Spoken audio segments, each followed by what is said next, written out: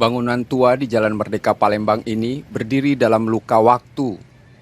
Ia pernah menjadi saksi heroik pertempuran 5 hari 5 malam ketika rakyat Palembang melawan agresi militer Belanda pada Januari 1947. Kini fasadnya retak, struktur melemah dan bagian dalamnya nyaris roboh. Dulu, gedung milik pahlawan nasional Akagani ini menjadi ruang pertemuan para pejuang. Pernah pula disinggahi Presiden Soekarno. Seharusnya ia bisa menjadi pusat edukasi sejarah, ikon kota sekaligus destinasi wisata. Namun yang tersisa hari ini justru keterabaian.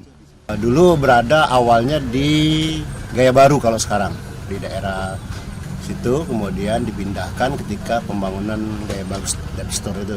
Kami dari TACB sangat menyayangkan kalau itu hanya dibiarkan rusak atau hancur. Itu sangat penting buat kita karena ada nilai historis yang cukup tinggi. Sayang kalau rumah itu diabaikan dan rusak. Kalau sekarang sudah 50%, mungkin nanti jadi 0%. Nah itu sangat, kita akan kehilangan data sejarah. TACB Palembang mendorong Pemkot untuk segera merevitalisasi gedung bersejarah yang telah menjadi aset daerah itu.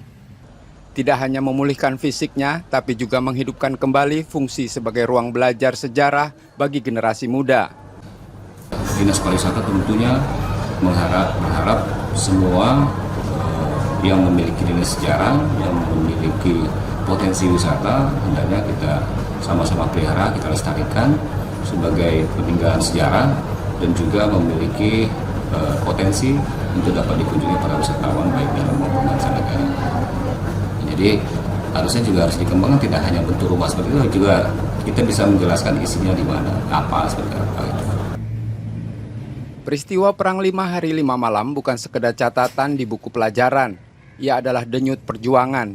Dan bangunan ini bukan sekedar bangunan tua, melainkan simbol pengorbanan, darah, dan air mata para pendahulu negeri. Muhammad Reza Fahlepi, Kompas TV, Palembang, Sumatera Selatan.